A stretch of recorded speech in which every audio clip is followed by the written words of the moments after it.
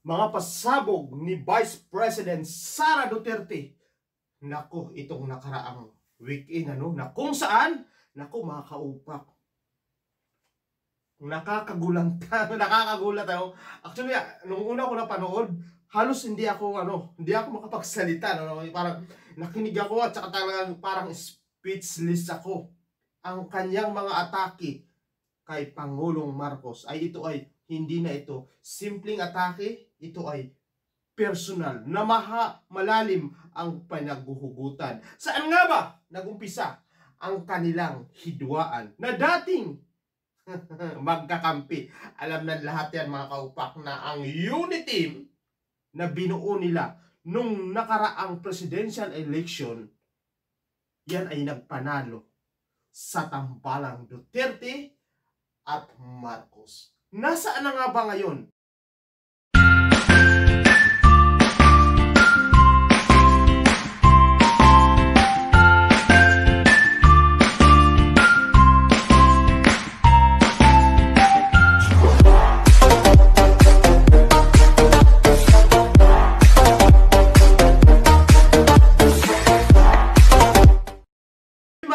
Sunod-sunod ang atake or pagsasalita sa social media o sa mga interview ni Vice President Sara Duterte kay Pangulong Marcos. Kasabay naman ito na kung saan nagkita ang dating magkaribal o magkatapat sa presidential election na si Attorney Leni Robredo, na kung saan pinasinayaan dyan sa Bicol ang Sport Coliseum, yung isa sa pinakamalaki dyan sa Bicol, para pagsanaya ng ating mga atletang Pinoy. So ngayon mga kapak, nagkaroon ng pagkikita ang dating magkaribal, mahigpit na magkaribal.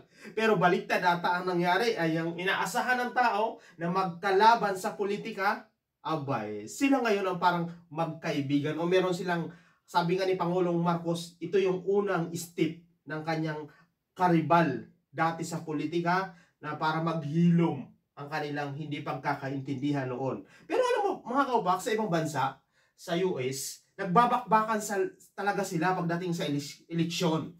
Pero pagtapos na eleksyon, parang professional sila, pagkatapos na eleksyon, wala na yung kailang pagbabakbakan, kumbaga trabaho na. Sana ganyan tayo. Kasi sa atin mga kaupak, nagbabakbakan tayo sa eleksyon, pero pagtapos ng eleksyon, mga kaupak, kung sino'y nakaupo, parang ginagantihan niya yung nakalaban niya sa politika. Kaya ngayon ang nangyari, mga kaupak, walang pag-unlad ang ating bansa dahil nagagantihan sila. Kung ikaw naman makaupo, gagamitin mo naman ang kapangyarihan sa dating nanggipit sa iyo. So, ganyan ang nangyayari sa atin.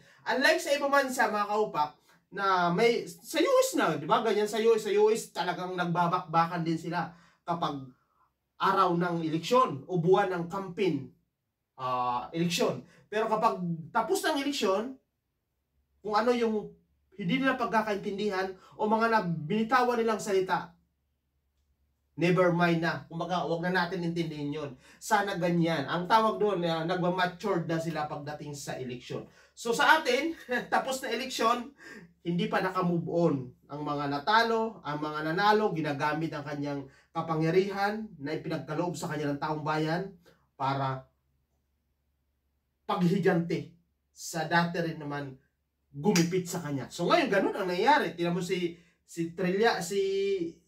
Pangulong Duterte, lahat ginawa niya para makulong si Leila de Lima, pati si Trillanes. Ngayon, nung nakaupo na si iba ng presidente, kampi na kay Marcos o si Trillanes naman, at si de Lima, babalikan naman yung mga taong nagsampa sa kanya ng kaso na wala namang katotohanan. Siyempre, ganun. Siyempre, kung ikaw ay wala namang wala ka talagang kasalanan, siyempre, gagawin mo talaga kung ano yung tama. Diba? So ngayon, mga kaupak, ang dating magkakampi na si Vice President Sara Duterte at saka si Pangulong Bongbong Marcos, abay, baliktad na. Sila na magkaaway ngayon. Dahil sa mga binitawang salita ni Vice President na alam mo mga kaupa, kabilang na ang sinasabi niya. Alam mo, nagulat din ako, ano? May mga bagay tayo na, alam mo mga kaupa, may mga bagay tayo na totoo, na dapat sinasabi sa publiko. Pero hindi ko akalain, may mga bagay pala na sasabihin niya, no? Kahit siya ay mataas na opisyal, kahit siya ay may pinag-aralan, sinabi niya talaga na yung sa mga personal niya, sinabihan niya ang pamilyang Marcos. Sabi na natin si Senator Amy Marcos, sinabihan ni Vice President Sara Duterte, kapag hindi kayo tumigil sa pag-iimbestiga sa mga pamilya nila, parang gano'n ang ano niya, no? Ang conversation. Huhukayin ko. Ito yung nagulat ako, huhukayin ko ang tatay mo sa libingan ng mga bayani at itatapong ko sa West Philippine Sea. Mga ganyang bagay, bilang isang disenteng tao, bilang isa sa mataas na opisyal, dapat hindi na yan sinasabi. Sinabi niya sa publiko, kabilang na ang isang maliit na conversation na kung saan nagsama sila ni Pangulong Marcos na, kumbaga, meron isang salita si Marcos na parang hindi niya nagustuhan. Sinabi niya gusto niyang tanggalin ang ulo ni Marcos. Di ba? Yung mga ganyang bagay. Although sa isip mo, meron tayong karakter na dapat sila sa publiko. Meron din tayo namang karakter na hindi dapat sila sa publiko. Sapagkat tayo ay public service. Kumbaga tayo ay sinasala natin. Although, dapat din talaga sinasabi ang totoo. Pero meron kasi mga bagay nga nagagawa ang personal natin pag-iisip na hindi kailangan sabihin sa publiko dahil ito ay hindi normal. Pero dahil tao lang tayo, pero dapat mga kaupak, yung mga ganyang bagay, hindi na sinasabi. Pero ito, mabuti na lang ang palasyo hindi na nagbitaw muna so far, hindi muna sila nagbitaw ng salita sa mga interview na binitawan ni Vice President. Pero kasi mga kaupak, nag-ugat ito ang pag-aaway ng dating magkakampi at magkaibigan ang tinatawag nila Agila ng Davao at saka ang Tigre ng Norte nung panahon ng 2022 presidential election. Naku mga kaupak, hindi na sila magkakampi. Ito ay nag-umpisa yung sa confidential mga kaupak na kung saan nasilip sa Kongreso yung 125 million na pag-divert sa opisina ng Vice President na kung saan naubos ka agad dito ng 11 days. Naku, kabisado ko na yung 125 million na naubos sa loob lamang ng 11 days. Doon nag-umpisa na kung saan nagpasaring. Kasi doon nag-umpisa, hinarang ito ng Kongreso mga kaupak. Doon nagka-umpisa ang lamat ng dalawang magkaibigan na ngayon hindi na daw. Nga dating magkakampi na ngayon magkaaway na. Doon nag-umpisa ang confidential fund na kung saan question ito. Hanggang sa sunod-sunod na naglabasan na dahil hanggang sa pinatawag na yung mga sangkot, yung mga staff at saka syempre ipinatawag na ang Commission on Audit ng Kongreso. Although sa totoo lang to be fair, tama lang ang ginagawa ng Kongreso kasi sila yung sa batas, sila yung may right na magbalangkas na mga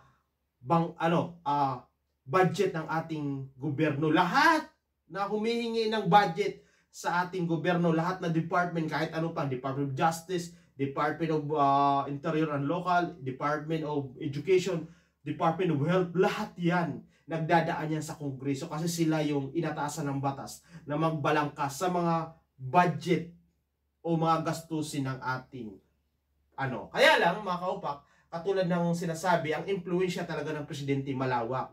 Hindi naniniwala ang kampo ni Vice President na walang kinalaman ang Pangulo na si Bongbong Marcos sa ginagawang pag-iimbestiga ng Kongreso o iba pang ahensya ng ating pamahalaan sa mga Duterte. Katulad yung pagbuo ng Kongreso ng Quadcom na kung saan iniimbestigahan ang extrajudicial killing ni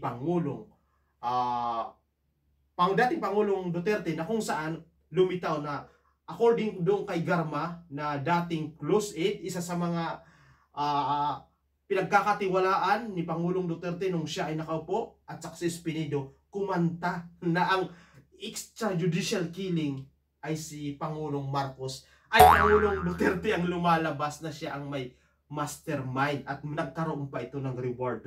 Grabe So ay mga ba, saan nga ba hantong ang away? Or maayos din naman. Pero mga kaupak, to be honest, malabo na ito maayos. Lalo na papalapit na ang eleksyon sa 2025 next year, no? Napakalapit na. Wala nang kalahating taon na lang.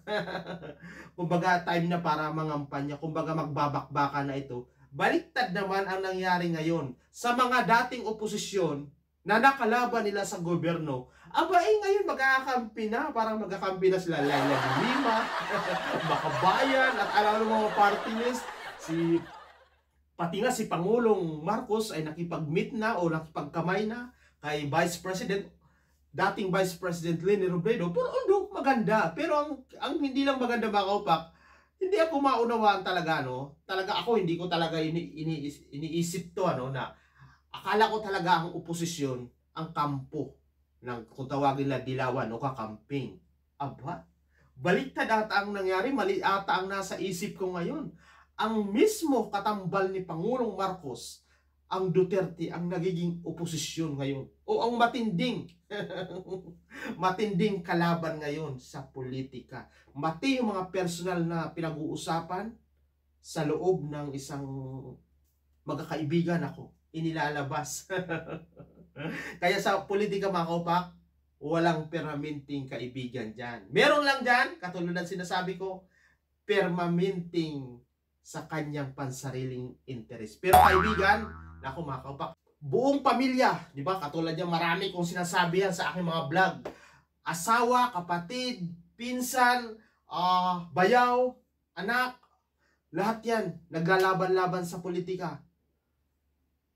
Nag-aaway-away dahil sa politika. Kasi sa politika, mahalaga dyan ang kanyang pansariling interes. Hindi mahalaga dyan ang kapatid. Pinsan. Maaari, magkakampi kayo ngayon. Pero katulad ng nangyari ng mga nakaraan na ang akala ng marami, ang Bongbong Marcos at Sara Duterte ay talaga naman magkaibigan. Hindi lang magkaibigan. Kumbaga, sila talaga yung magkakampi. Di ba? Akala natin talaga sila talaga yung kahit ano ang mangyari ay hindi mag-iiwanan. Pero ano nangyari?